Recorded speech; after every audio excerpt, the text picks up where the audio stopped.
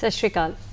Hello doctor दी अज की लड़ी विच मैं डॉक्टर पूजा कपूर डी जलंधर के सारे दर्शकों का निघा स्वागत करती हाँ। दर्शकों, शुरू होने लगा है तुहाडा अपना मनपसंद प्रोग्राम हैलो डॉक्टर, और जिदा तुसी जानते हैं एक लाइव टेलीकास्ट प्रोग्राम है और शुरुआत तो लैके अंत तक तुसी साडे नाल जुड़े रहना है, अपनी टीवी स्क्रीन के सामने बैठे रहना है, क्योंकि अज का टॉपिक भी खास है तो अज के डॉक्टर भी खास है। जी हाँ दर्शकों, अज असी गलबात करांगे औरतां विच होने वाली महावारी दी समस्यावां अते इलाज लई, जिहदे लई स्पैशली अज असी डॉक्टर बुलाए ने औरतां दी बीमारियां दे स्पैशलिस्ट डॉक्टर, यानी कि obstetrics and gynaec specialist doctor Gursimran Kaur, जिहड़े कि स्पैशली लुधियाने तो साडे स्टूडियो विच आए ने। डॉक्टर गुरसिमरन, तुहाडा साडे स्टूडियो च बहुत बहुत स्वागत है जी।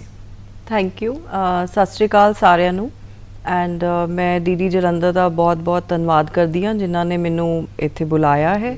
और अज असी बहुत ही इंपॉर्टेंट जिहड़ा प्रॉब्लम है औरतां 'च माहवारी की समस्या वो अज असी डिस्कस करांगे। जिदा डॉक्टर साहब ने दसिया औरतां विच होने वाली महावारी दीयां तकलीफां बारे किसी भी कुड़ी नाल गल कर लो तो महावारी तो रिलेटेड कोई ना कोई तकलीफ उन्होंने अक्सर निकल के आती है, लेकिन तकलीफ ये है कि कुड़ियाँ बोलदियाँ घट ने, दबांदियाँ ने, औरतावां खुल के बाहर नहीं आंदियां। हो जाएगा ठीक है, घर विच एक दूजे नाल डिस्कस कर लैंदियां, डॉक्टर कोल पहुँचदियां बहुत लेट, उहदे करके तकलीफां वध जांदियां ने ते बाद विच बहुत ज़्यादा मुश्किल हो सकती है।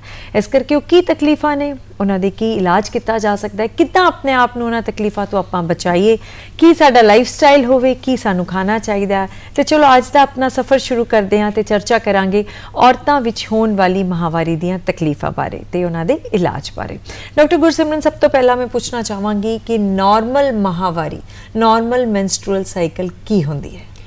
नॉर्मल महावारी, नॉर्मल मेंस्ट्रुअल साइकिल है कि हर कुड़ी औरत जो भी महावारी जिन्हों स्टार्ट होंदी है उन्होंने पीरियड महीना महावारी एक ही ना है, ये 21 दिन तो 35 दिन के विच आना चाहिए जी। जेकर किसी लेडी नू, किसी औरत नू ए पीरियड ए महीना 21 दिन तो पहले आ जाए या 35 दिन बाद आवे जी, तो सानू इनू देखना पैंदा है, ये टेस्ट कराने पैंदे ने कि महीना रेगूलर क्यों नहीं आ रहा। जिदा डॉक्टर साहब तुसीं कहा महीना रेगूलर नहीं आ रहा, यानी कि इरेगूलर पीरियड्स है ने। हाँ जी डॉक्टर साहब, इरेगूलर पीरियड आजकल ओपीडी विच जिन्नू भी पूछो उन्होंने यही प्रॉब्लम है कि मेरे पीरियड्स सही नहीं है, ये कारण की होंदे है?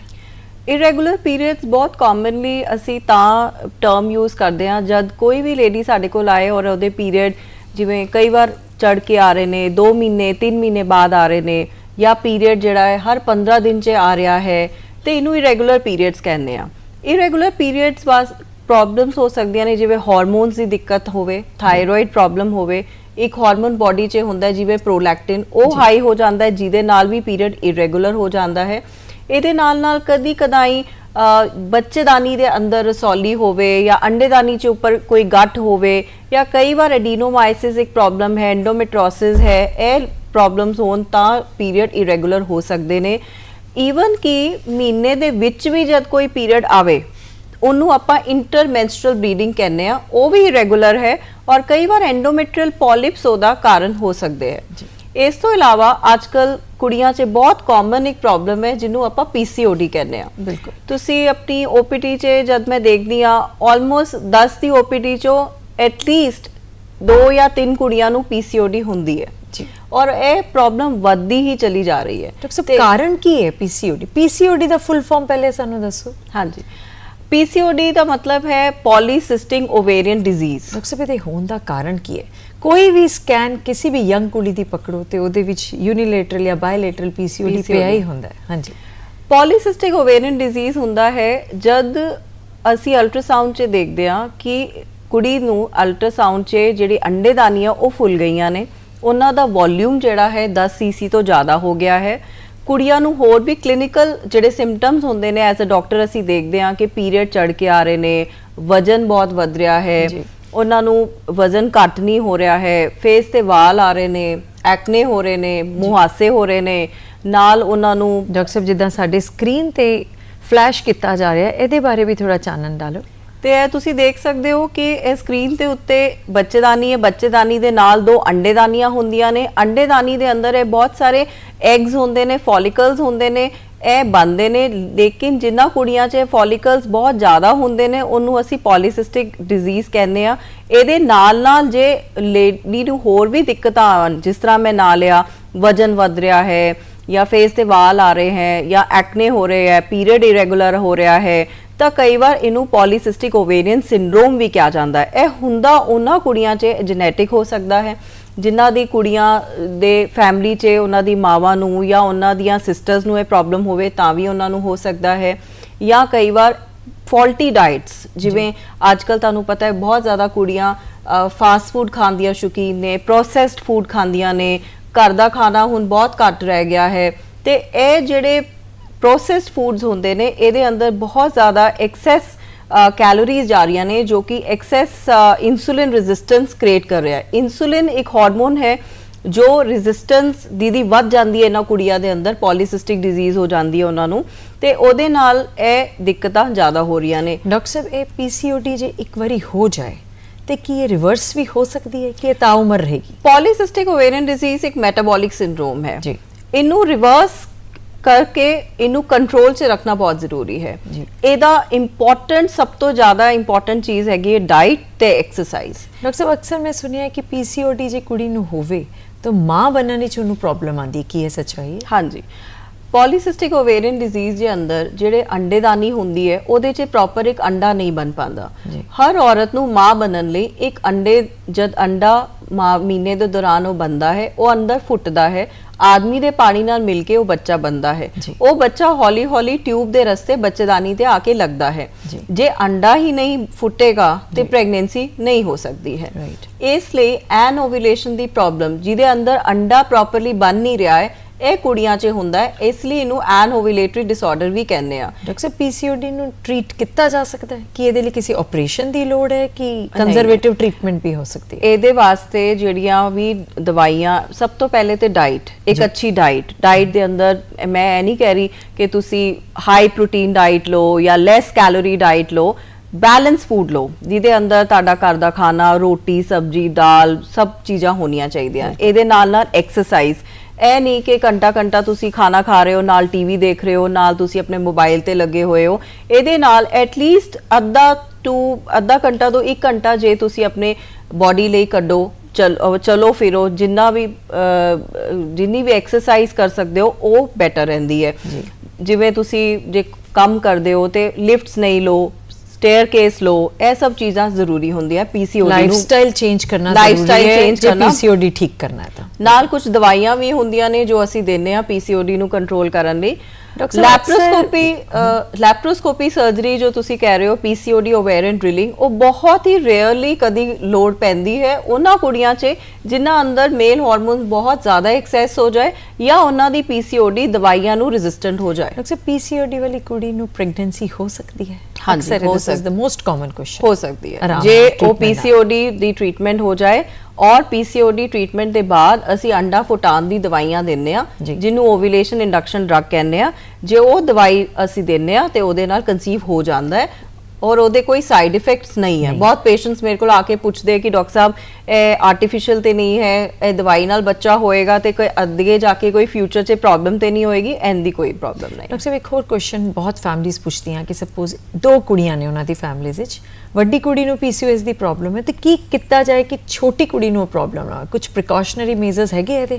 प्रिकॉशनरी मेजर्स है डाइट दे अंदर। देखो जी, जिवें बहुत ज़्यादा आजकल लोग आटे तो ज़्यादा, रोटी खान तो ज़्यादा चौल प्रेफर कर रहे हैं, राइस प्रेफर कर रहे हैं, मिठा बहुत खा रहे हैं, एक्सेस च फास्ट फूड चल रहा है। यह सब चीज़ां बंद करनियां पैणगियां, एक्सरसाइज करानी पएगी। और नाले जे यह चीज़ नू मैटाबॉलिकली तुसी कंट्रोल करना चाहते हो तो फिर अपने जिहड़ा खाना है वो असी की खाने आ, किवें पकाने आ, किन्ने पोर्शन च खा रहे हैं, यह सब चीज़ों का ध्यान रखना बहुत जरूरी है।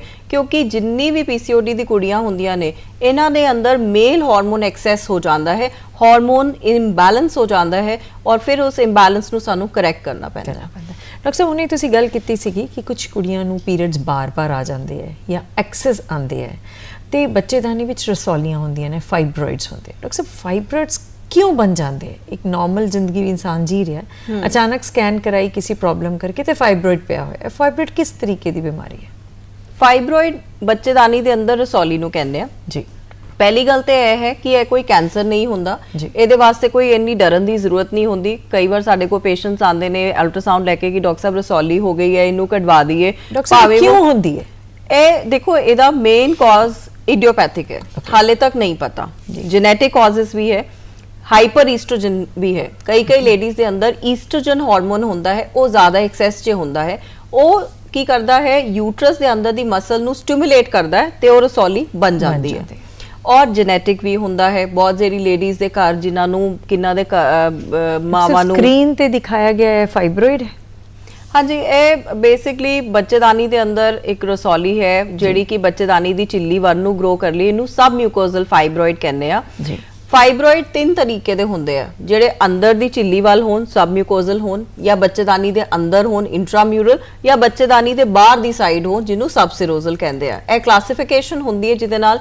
और यूजुअली सब म्यूकोजल फाइब्रॉइड जे बहुत छोटा भी है, 1 सेंटीमीटर 2 सेंटीमीटर का, वो सानू कढ़ना पैंदा है क्योंकि वो एक्सैस पीरियड जिवें हैवी पीरियड आ रहा है ਉਹਦਾ ਕਾਜ਼ ਹੁੰਦਾ। ਡਾਕਟਰ ਸਾਹਿਬ ਇੱਕ ਵਾਰੀ ਕੱਢਣ ਤੋਂ ਬਾਅਦ ਇਹ ਦੁਬਾਰਾ ਵੀ ਹੋ ਸਕਦੇ ਆ ਜੀ।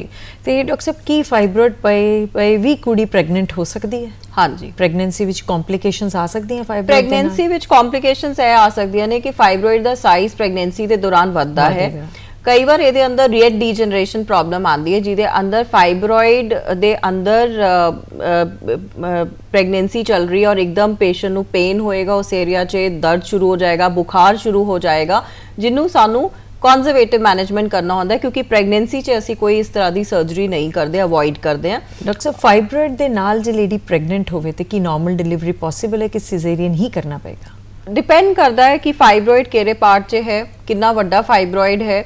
अगर तो फाइब्रॉइड नीचले रस्ते से जिवें लोअर यूट्राइन सैगमेंट फाइब्रॉइड है, वो कई बार नीचे बच्चे दे रस्ते दे अंदर ऑब्सक्योर कर रहा है, रुकावट कर रहा है, ता हो सकता है कि सानू सिजेरियन करना पाए।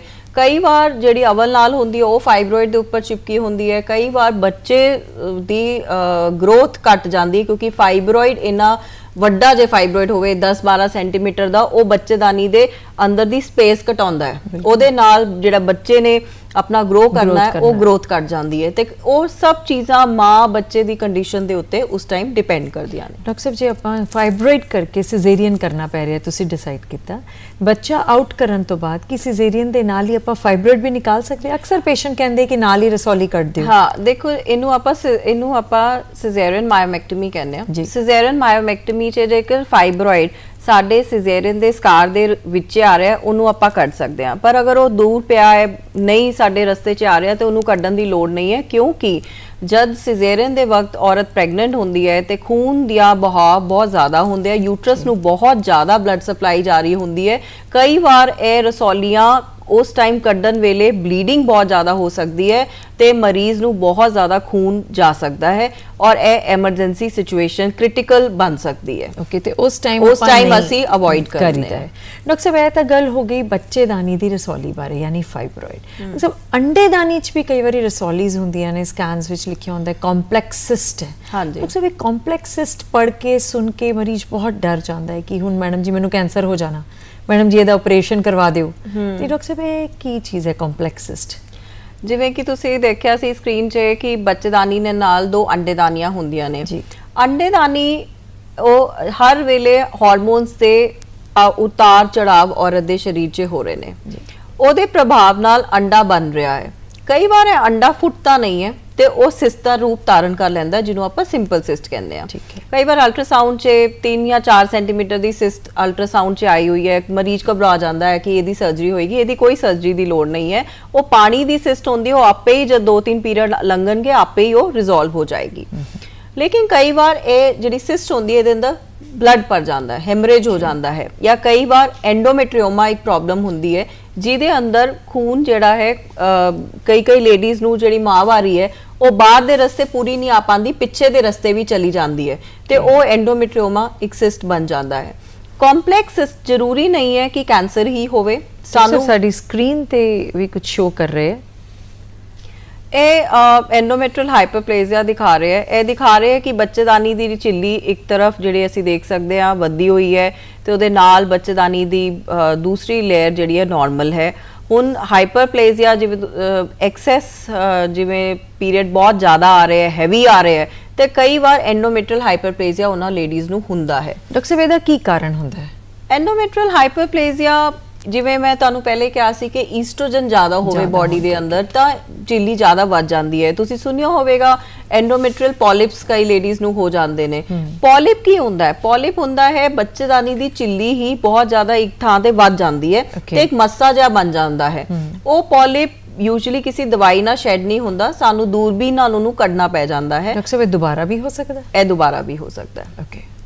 ਔਰ ਜੇ ਇਹ ਤਕਲੀਫ ਨਾ ਦੇ, ਸਕੈਨ ਵਿੱਚ ਆਇਆ ਐਂਡੋਮੈਟਰੀਅਲ ਪੋਲਿਪ ਕੋਈ ਤਕਲੀਫ ਨਹੀਂ ਦੇ ਰਿਹਾ ਤੇ ਫਿਰ ਵੀ ਇਹਨੂੰ ਕਰਾਉਣਾ ਜ਼ਰੂਰੀ ਹੁੰਦਾ? ਯੂਜੂਅਲੀ ਜਿਹੜਾ ਐਂਡੋਮੈਟਰੀਅਲ ਪੋਲਿਪਸ ਹੈ ਜੇ 100 ਚੋਂ 80 ਲੋਕਾਂ ਦਾ ਉਹ ਨਾਰਮਲੀ ਆਏਗਾ ਜੀ। 20% ਲੋਕਾਂ ਦਾ ਉਹ ਕੈਂਸਰ ਨਾਲ ਐਸੋਸੀਏਟਿਡ ਵੀ ਹੋ ਸਕਦਾ ਹੈ। ਓਕੇ। ਇਸ ਲਈ ਅਸੀਂ ਇਸ ਬਿਮਾਰੀ ਨੂੰ ਨਜ਼ਰਅੰਦਾਜ਼ ਨਹੀਂ ਕਰ ਸਕਦੇ। ਜੇ ਸਾਨੂੰ ਪੋਲਿਪ ਦਿਖਿਆ ਹੈ ਸਾਨੂੰ ਉਸ ਦਾ ਇਲਾਜ ਕਰਨਾ ਚਾਹੀਦਾ ਹੈ, ਕਿਉਂਕਿ ਸਾਨੂੰ ਨਹੀਂ ਪਤਾ ਬਿਨਾਂ ਬਾਇਪਸੀ ਦੇ ਕਿ ਇਹ ਪੋਲਿਪ ਪ੍ਰੀ ਕੈਂਸਰਸ ਕੈਂਸਰਸ ਤੇ ਨਹੀਂ ਹੈ। ਓਕੇ ਡਾਕਟਰ ਸਾਹਿਬ, ਇਹ ਸਭ ਤੋਂ ਮੋਸਟ ਇੰਪੋਰਟੈਂਟ ਚੀਜ਼ ਹੈ ਕਿਉਂਕਿ ਅੱਜਕੱਲ ਹਰ ਕਿਸੇ ਨੂੰ ਇਹੀ ਡਰ ਹੈ ਕਿ ਕਿਤੇ ਕੈਂਸਰ ਤਾਂ ਨਹੀਂ ਡਿਵੈਲਪ ਹੋ ਰਿਹਾ, ਅੰਡੇਦਾਨੀ ਦਾ, ਬੱਚੇਦਾਨੀ ਦਾ। ਡਾਕਟਰ ਸਾਹਿਬ ਕੋਈ ਟੈਸਟਸ ਕੁਝ ਹੈਗੇ ਸਾਡੇ ਕੋਲ ਕਿ ਅਸੀਂ ਕੁਝ अर्ਲੀ ਸਟੇਜ ਤੇ ਪਤਾ ਕਰ ਸਕੀਏ ਕਿ ਜਾਂ ਫਿਰ ਰੈਗੂਲਰ ਕਿਸੇ ਲੇਡੀ ਨੂੰ ਕਰਵਾਉਣੇ ਚਾਹੀਦੇ ਕੁਝ ਟੈਸਟ ਸਾਡੇ ਕੋਲ ਹੈਗੇ ਕਿ ਆਪਾਂ ਕੈਂਸਰ ਸਕਰੀਨਿੰਗ ਵਿੱਚ ਜਿਹੜੇ ਆਉਂਦੇ ਹੋਣ? ਹਾਂਜੀ, ਇਹ ਤੁਸੀਂ ਬਹੁਤ ਹੀ ਇੰਪੋਰਟੈਂਟ ਕੁਐਸਚਨ ਉਠਾਇਆ ਹੈ।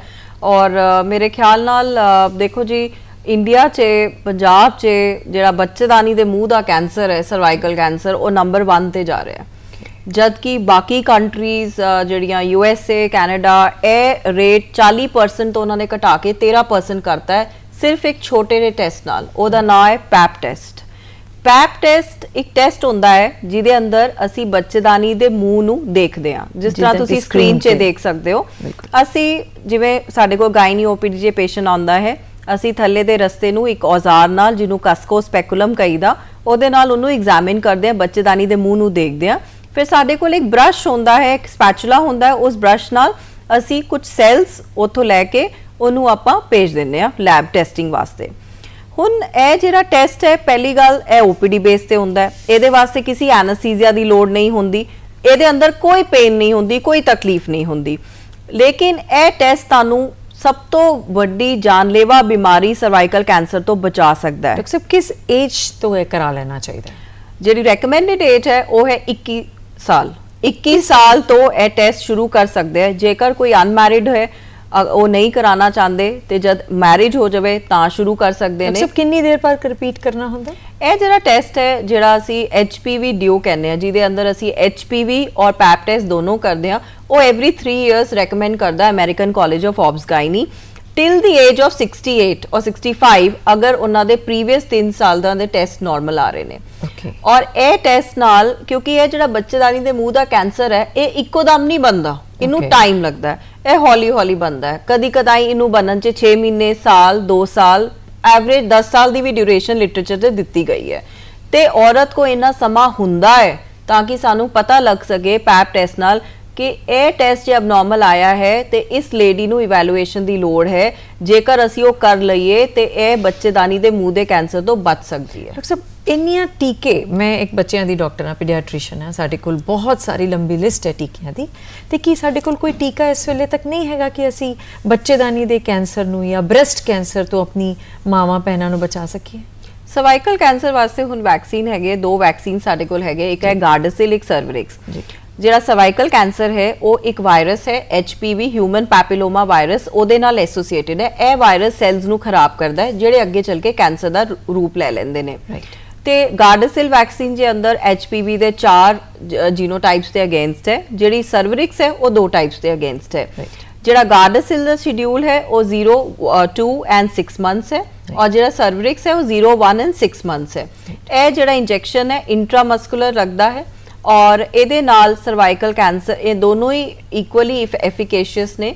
ਜਿਹੜੀ ਲਗਾਉਣ ਦੀ ਉਮਰ ਹੈ ਰეკਮੈਂਡਡ ਉਹ ਹੈ 9 to 26 years of age, but we can give up to ਸਾਨੂੰ ਅਸੀਂ 45 ਸਾਲ ਦੀ ਉਮਰ ਤੱਕ ਇਹਨੂੰ ਦੇ ਸਕਦੇ ਆ।